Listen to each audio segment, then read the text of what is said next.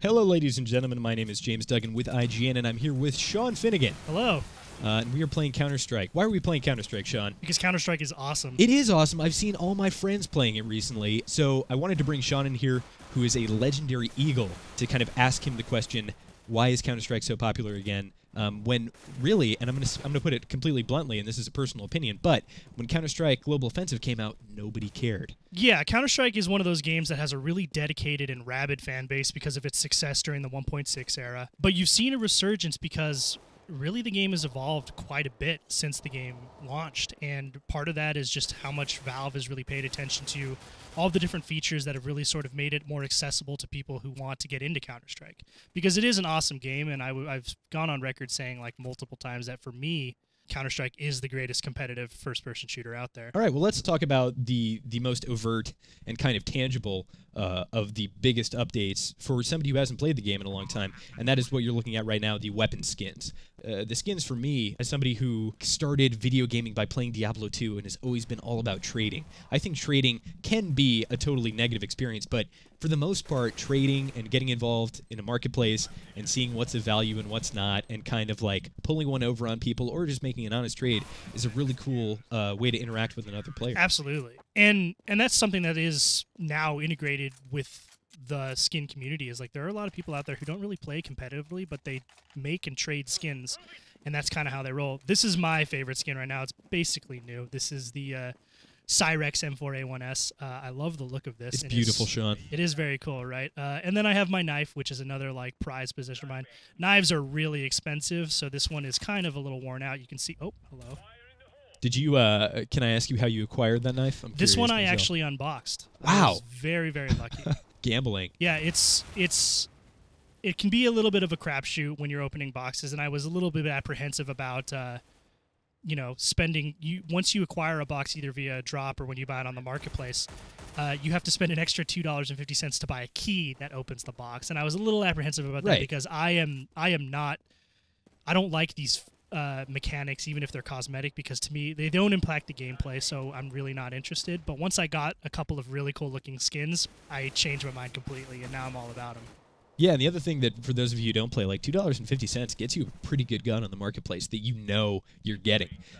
So it's definitely kind of a risk to open those. But let's move on, and let's talk about, you think, for your money, that there has been an awesome resurgence of Counter-Strike competition, basically. Yeah, and part and parcel that is because of this brand new accessibility that the skins brought on. Like, that's kind of when you started to see a lot more people getting involved with it. But once they got involved with it, they realized that the mechanics and the gameplay of Counter-Strike simply are superb. Like, they haven't really changed since the game was introduced back in like 1998. The way people move, the way guns fire, it's very, very skill-oriented. And it's something that, if you look at my account, I've played 1,000 hours. Like, there aren't many games out there, even the Skyrims and stuff, where people play for that long. And it's just because it feels so good, and it feels so rewarding to become good over time and practice with your friends and win matches. Like, there are no other games for me where in a clutch situation like this guy is in, this CT right over here is fighting against 3 people, and the bomb is planted, he has to try and defuse it. In a competitive match where the stakes actually matter, like this, we're pubbing now, this is nonsense, it doesn't really matter. These situations are really intense, and my heart gets racing, and like I start breathing quick because it can be very, very cool and very intense. He's gonna get it. This guy's gonna do it. Oh man! No! Oh, you jinxed it. Yeah. You also have the peer pressure, of the friends you're playing with. The same way that, like, if you play World of Warcraft and you're raiding, and it comes down to you to do your job. Are you able to perform during that time of pressure or not? And it's a very fun. It's just a very fun gameplay experience for anybody who's into any kind of like multiplayer co-op games. Absolutely. And what's really great is, like, because now there's a larger spectatorship in esports has kind of like really embraced Counter-Strike, because up until now there hasn't really been a great shooter. What's great is now you can see how much better these pro players are and the things that they do in order to win rounds. So let's talk about that. That's the final pillar in your 3 pillars of why this game has, again, become popular.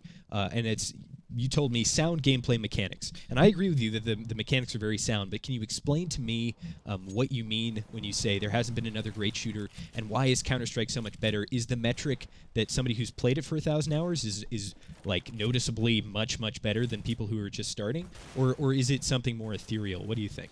I mean, it's a little bit of both, right? Like, it's not. There are definitely a lot of players who play for a long time and they don't get better. That's just the nature of the game. Sometimes you just can't get used to it. But in terms of mechanics and a gameplay perspective, like, everything is consistent across the board. Like, an AK sprays the same way pretty much all the time, and you can learn. It's a little bit randomized. There's some disparity to how it goes every time, but you can learn by and large how guns move and spray and work in addition to how you move and the angles that you play. And so fine-tuning that skill is something that is very, like, you can be very consistent. Like, there is no, in terms of the shooting elements and how one person betters another person in like a shooting match, that stuff isn't, it's not different or drastically different each time it happens. So there's consistency there. There's very little randomness. Like in Call of Duty and even to a degree in Halo, like, there's power-ups, there's sort of, what are they even called? Perks, like kill streaks. Like, it doesn't take skill to get 5 kills and then drop an airstrike on someone and get 5 extra kills. Like, that doesn't really, that changes the gameplay in a negative way, in my opinion. So in Counter-Strike, you don't have that. The skill ceiling is higher. The mechanics are raw, basically. They're in their element. And a turn-off to a lot of people who haven't necessarily played Counter-Strike is, of course, there's no aim-down sight. But the mechanics of the recoil are such that if you start spraying or even doing one of the first competitive matches I played, I was maybe doing 3 or 4 shots at a time. Yeah. And my teammate screamed in my ear. He's like, "Stop spraying." And I'm like, "What are you talking about spraying?" So there are basically 2 ways to fire. You can try and fire very accurately at the head, or sometimes, as you'll see Sean do when he plays, is you kind of aim towards their feet and let the recoil hit its ceiling and kind of try and control that spray. Is that the basic gist of it? Yeah, so there's definitely, you have to pick and choose the times when you use each technique. So, like, at distance, and basically it goes to, recoil is the idea that the more you shoot a gun, the faster the bullets come out the barrel, and the barrel heats up and expands, and that's what recoil is. So you can spray and you can kill people at close range by holding the trigger down and shooting as many bullets as fast as you can, but your accuracy continuously degrades as that happens. So it's not smart to do it when you're shooting someone who's really, really far away. Right. And I suppose the final thing we should talk about that we haven't really mentioned is the maps, knowing the maps, the strategy of choosing which bomb site to go to, which places to stack, which means like putting a lot of teammates to watch that one place. And then finally, the last part is actually choosing what weapons to buy or when to kind of go all in with your purchases and risk a lot, because basically every round of Counter-Strike, you were wagering a dollar amount to the fact that you will not die or your team will win. Yes. And if you can't back that up with your actions, then you'll have no money to buy weapons and you'll basically be done.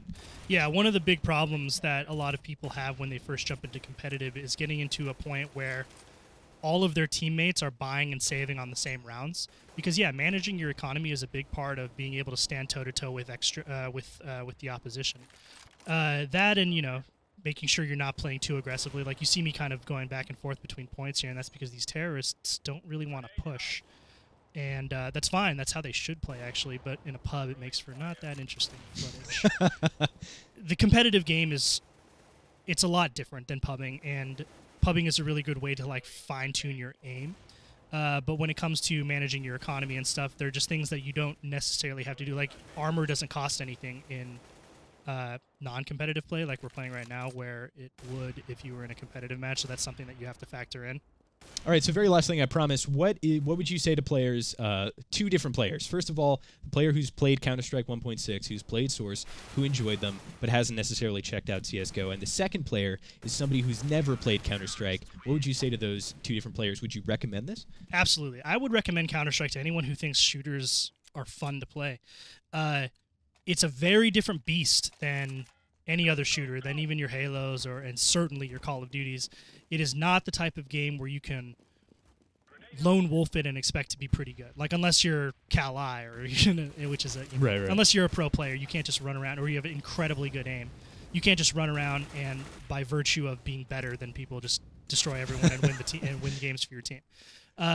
it's something that you have to learn the pace of the game and the play style, and then make those play styles work for your sort of strategy or your sort of like tendencies. But I would definitely recommend it. It's, like I said, and I'll continue to say, I think it is the best balanced and the most, in terms of competitive play, the best shooter probably ever designed. Awesome. Well, that's probably some of the reason why we've seen so many people playing it recently. Sean, thank you so much for giving us a peek into the world of Counter-Strike. My pleasure, man. For all things Counter-Strike, keep it right here on IGN.